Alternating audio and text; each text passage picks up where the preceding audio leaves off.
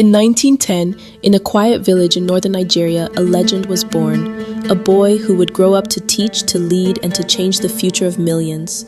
He was a prince, but not just any prince. He was a builder, a reformer, and a servant of the people.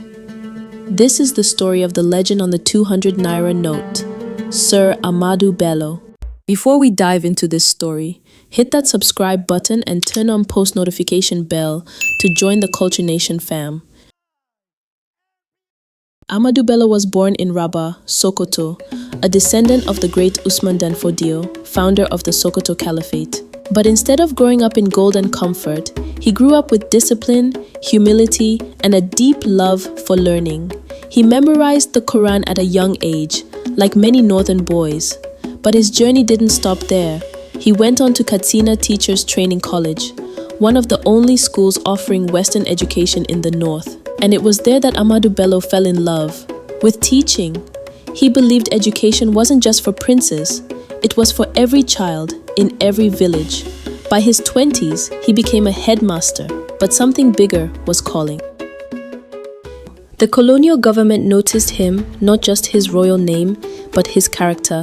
They made him district head of Rabba, then gave him the title Sardauna of Sokoto, one of the most powerful traditional titles in the north. But Ahmadu Bello was more than a title. He wanted to serve, not just rule. In the 1950s, as Nigeria prepared for independence, he helped form the Northern People's Congress, NPC, a platform to represent the region, build schools, support farmers, and prepare future leaders. By 1954, he became Premier of Northern Nigeria, the highest office in the region. As Premier, Ahmadu Bello got to work, built hundreds of schools, started adult literacy programs, offered scholarships to gifted kids, gave tools to farmers, created banks and newspapers, connected villages and cities.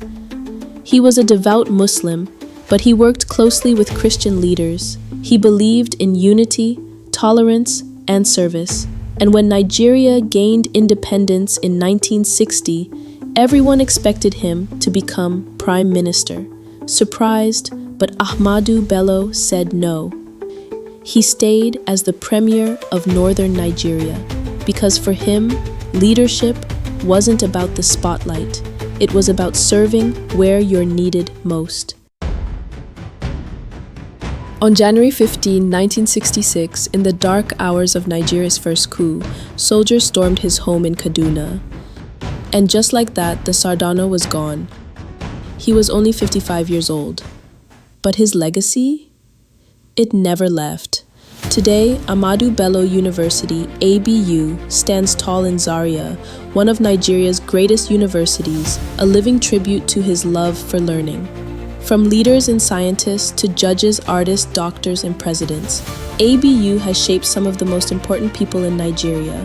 And here's someone you might know, Masai Ujiri, president of the Toronto Raptors.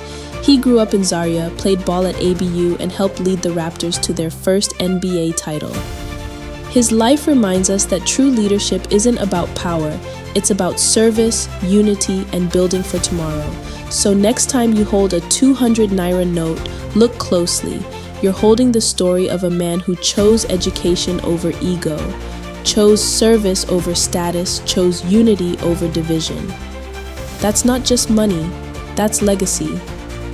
Want to learn more about the people and stories that built Nigeria? Hit that subscribe button, ring the notification bell, and join the Culture Nation family, your passport to heritage.